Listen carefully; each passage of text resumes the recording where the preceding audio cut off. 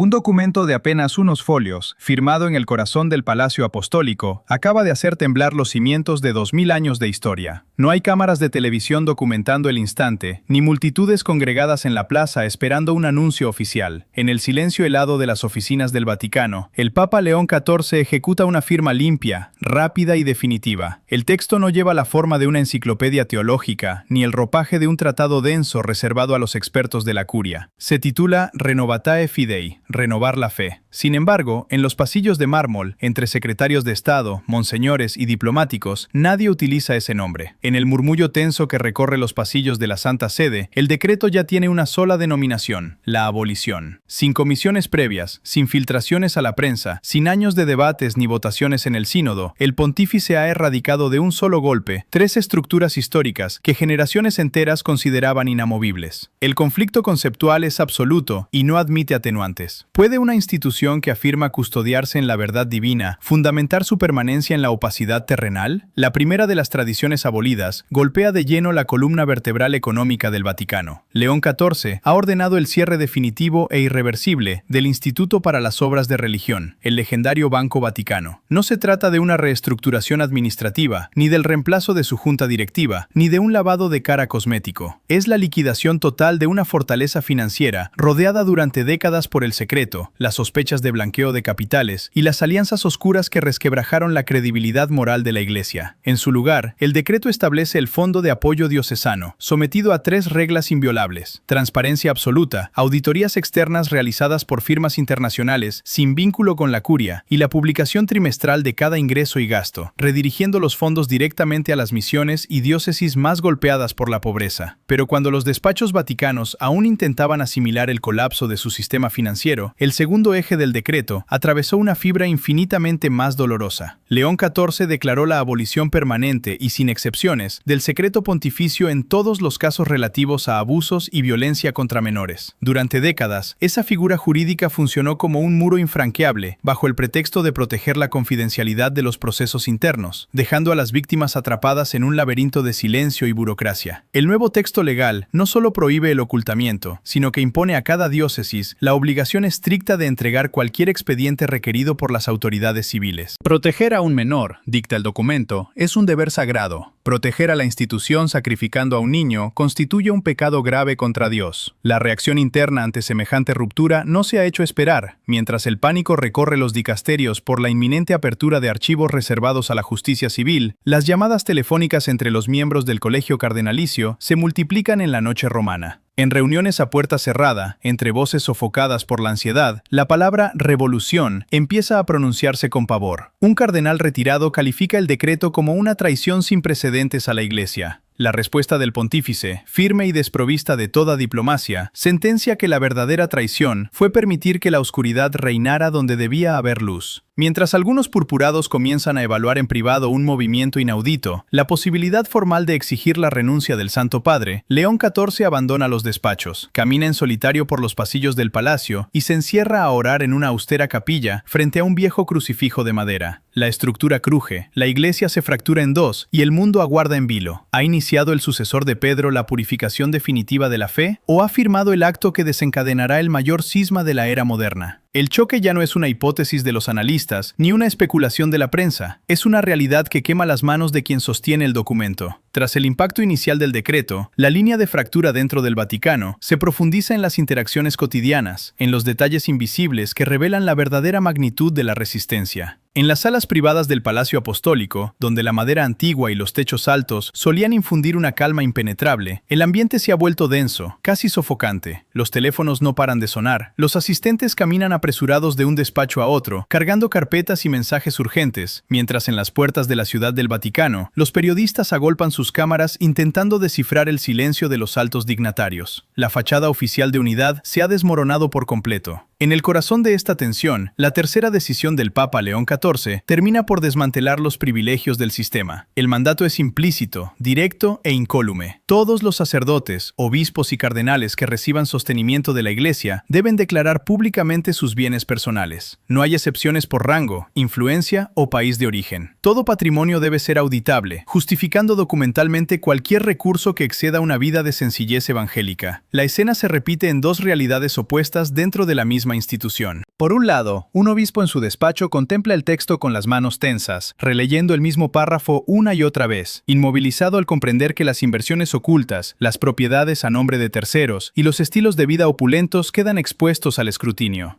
Por otro lado, en una diócesis modesta y humilde, un joven obispo que comparte mesa con los necesitados lee la misma disposición, sonríe en soledad y murmura que tal vez ha llegado el momento de que la Iglesia se vuelva a parecer a Jesús. Mientras la noticia recorre el mundo, en una de las salas privadas de la Santa Sede se produce la confrontación abierta de cosmovisiones. Un grupo de cardenales se reúne con urgencia alrededor de una gran mesa de madera donde reposan varias copias del decreto. Un anciano cardenal italiano de más de 70 años rompe el silencio advirtiendo con voz contenida pero llena de ansiedad que la decisión es demasiado riesgosa. Un purpurado alemán insiste en que se están desmantelando estructuras seculares sin un proceso de consulta prolongado. Frente a ellos, un joven obispo africano de apenas 50 años confronta la lógica del sistema con una pregunta devastadora. Quizás el problema ha sido confundir estructuras humanas con el propio evangelio, convirtiendo las costumbres en un fin en sí mismas. Un cardenal sudamericano, sujetando un rosario con evidente tensión, plantea el temor latente de la curia al cuestionar si lo siguiente será la desaparición de la autoridad papal. La respuesta no tarda en resonar en los pasillos como un eco incómodo. Esto ya no es una simple reforma, es una revolución. Frente a la marejada de críticas, llamadas telefónicas y acusaciones vertidas en privado, la reacción de León XIV desconcierta a sus detractores. El pontífice no convoca conferencias de prensa, no concede entrevistas, ni busca defenderse públicamente. Elige el silencio, pero no un silencio de duda o repliegue, sino de oración profunda. El Santo Padre camina despacio por los pasillos del palacio, bajo la mirada preocupada de sus colaboradores y el saludo respetuoso de la Guardia Suiza. Se dirige a una pequeña capilla privada, desprovista de mármoles ostentosos o frescos renacentistas, donde solo cuelga un viejo crucifijo de madera oscurecida por el tiempo. Allí, de rodillas y en absoluta soledad, pronuncia una plegaria en susurro, pedir no hacer su propia voluntad sino la de Dios, y ser un instrumento de la verdad antes que de sus propios miedos. Al ponerse de pie, la firmeza de su rostro refleja una certeza que no busca la aprobación del mundo, ni teme las amenazas de renuncia. Sin embargo, mientras el Papa asume en soledad el costo de su fidelidad, en el exterior una ola humana invisible comienza a responder a su llamada. Las réplicas del decreto sacuden ahora cada rincón del mapa católico, revelando la verdadera magnitud del impacto en la vida cotidiana del sistema. Mientras los círculos de poder en Roma intentan asimilar la pérdida del secreto pontificio, la disolución del Banco Vaticano y la fiscalización pública de los bienes del clero, la verdad empieza a abrirse paso fuera de los muros vaticanos. La revelación de que las riquezas ocultas y la opacidad legal no volverán a respaldar la estructura provoca un despertar masivo. En pequeñas comunidades de América Latina, África y Asia, donde sacerdotes y catequistas han compartido durante décadas la miseria de su gente, las decisiones del Papa León XIV no se reciben con pavor, sino con lágrimas de alivio. La certeza de que el Evangelio vuelve a situar a los pobres y desamparados en el centro moviliza a la base de la Iglesia, destruyendo la ilusión de que el sistema podía mantenerse inalterado sobre el silencio de las víctimas. Sin embargo, las líneas de resistencia institucional se consolidan con rapidez en la sombra. Los asesores financieros del Vaticano manifiestan su alarma de inmediato, advirtiendo en reuniones privadas que una decisión tan radical debilitará drásticamente la influencia económica de la Santa Sede. Argumentan que el riesgo es desmedido, que la Iglesia perderá su capacidad de acción global y que valiosos aliados financieros desaparecerán de la noche a la mañana. Paralelamente, influyentes sectores de la curia, habituados a gestionar acusaciones de abuso mediante archivos confidenciales, investigaciones discretas y traslados silenciosos, observan con pánico la inminente apertura de sus archivos a las autoridades civiles. La posibilidad real de que expedientes custodiados durante décadas salgan a la luz genera una marea de filtraciones, intentos de desacreditación y susurros de rebelión que cruzan los pasillos de la Santa Sede, buscando frenar la aplicación práctica del decreto. Frente a esta maniobra de resistencia, la figura central del pontífice se mantiene inquebrantable. León XIV no retrocede un solo milímetro, ni muestra atisbo de duda. Apoyado en el texto del Renovatae Fidei, el Santo Padre recuerda a sus colaboradores que la Iglesia no necesita riquezas ocultas y que la única riqueza legítima reside en la fe, la esperanza y el amor. Para el Papa, la prioridad absoluta no es retener el poder económico ni proteger la imagen de la institución, sino recuperar la confianza del pueblo de Dios a través de la verdad, cueste lo que cueste. Cuando la acusación anónima de traición formulada por un cardenal retirado llega a sus oídos, León XIV responde con serenidad que la verdadera traición fue haber permitido que la oscuridad permaneciera allí donde debía reinar la luz, sentenciando que esa penumbra debe desaparecer de una vez y para siempre. La tensión institucional alcanza así su punto de máxima ebullición. El conflicto ya no se libra en el terreno de los argumentos legales o canónicos, sino en la esencia misma de la vocación eclesial. Mientras los medios internacionales transmiten el murmullo de un posible cisma y los opositores internos apuran sus últimas cartas para desarmar los efectos del decreto, el Palacio Apostólico se convierte en el epicentro de un duelo entre la vieja guardia que intenta preservar sus prerrogativas y un pastor decidido a despojar a la Iglesia de sus privilegios mundanos.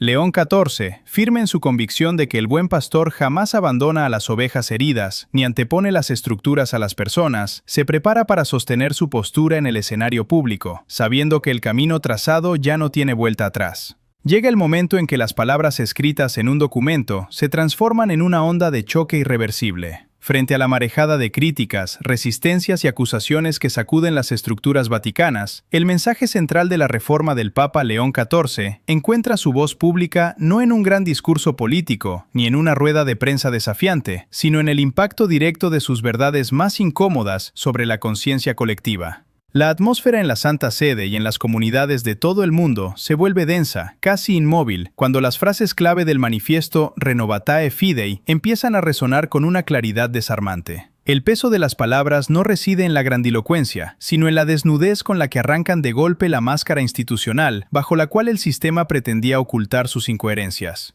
El evento culminante de esta transformación ocurre en el contraste psicológico entre la antigua forma de gobernar y la nueva realidad que el pontífice exige. En el pasaje más comentado del decreto, la voz del Papa expone el defecto fundamental que por años distanció a la Iglesia de los fieles, la abismal contradicción entre la doctrina anunciada y la vida cotidiana de sus representantes. León XIV escribe con precisión quirúrgica que no se busca condenar a nadie, sino exigir coherencia entre lo que se anuncia y la forma en que se vive. La pregunta implícita desmantela siglos de costumbres administrativas. ¿Cómo puede la Iglesia hablar de justicia social, de solidaridad y del ejemplo de Jesucristo, quien no tenía dónde reclinar la cabeza, si algunos de sus ministros se rodean de un lujo injustificable? Esta declaración expone la raíz del escándalo que apartó a generaciones enteras, demostrando que la opacidad no era una protección necesaria, sino una trampa que oscurecía la verdad del Evangelio. La reacción ante la firmeza del Santo Padre transforma el espacio de debate en un escenario de profunda densidad espiritual. Mientras los defensores del viejo orden guardan un silencio cargado de aprensión, la respuesta en las calles, en las parroquias más remotas y en los hogares del mundo entero es inmediata. En América Latina, África y Asia, donde sacerdotes y laicos han entregado sus vidas al servicio sin esperar privilegios, el mensaje se recibe como un soplo de aire vivo. Sacerdotes que caminan descalzos por sus comunidades acogen la transparencia obligatoria con lágrimas de gratitud, sabiendo que el fin del secreto financiero y la rendición de cuentas protegen precisamente a los más humildes y devuelven el valor a la entrega sincera. Con este acto, las reglas del juego han cambiado para siempre dentro de la Iglesia Católica. Al situar la verdad por encima de la comodidad, la transparencia por encima del poder y el cuidado de los vulnerables por encima de la imagen institucional, León XIV arrebata al sistema su capacidad de ocultamiento.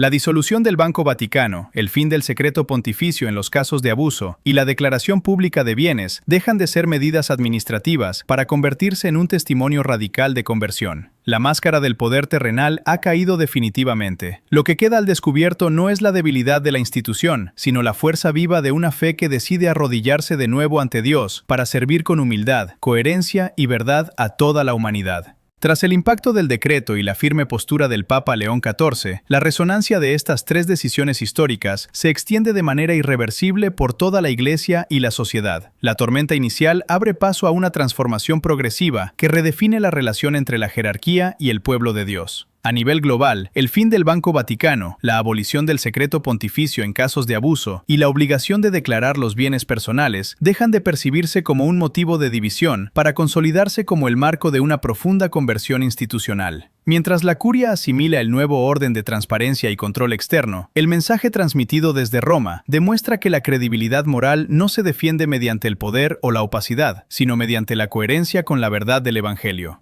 En el ámbito local, los cambios prácticos se traducen en una realidad renovada para las comunidades y las personas más vulnerables. En las diócesis más modestas de América Latina, los sacerdotes regresan a las calles para tocar las puertas de las familias más humildes, asegurándoles que las puertas de la Iglesia permanecen abiertas sin ningún costo económico, recordando que el amor de Cristo jamás se vende. En África, miles de catequistas y colaboradores voluntarios, que durante años entregaron sus vidas al servicio sin esperar recompensa, ven de pronto reconocido su trabajo con mayor justicia y dignidad. En Asia, diócesis que antes aplicaban criterios rígidos, abren de nuevo sus brazos a miles de familias que se sentían apartadas, encontrando ahora una comunidad dispuesta a escuchar y acompañar antes que a juzgar. Y en Europa, la luz arrojada sobre el pasado permite que aquellas personas que llevaron heridas invisibles durante décadas comiencen a experimentar que sus voces han sido escuchadas y que la protección de la infancia está por encima de cualquier prestigio institucional. Al mismo tiempo, la implicación activa del laicado transforma la gestión cotidiana de la Iglesia.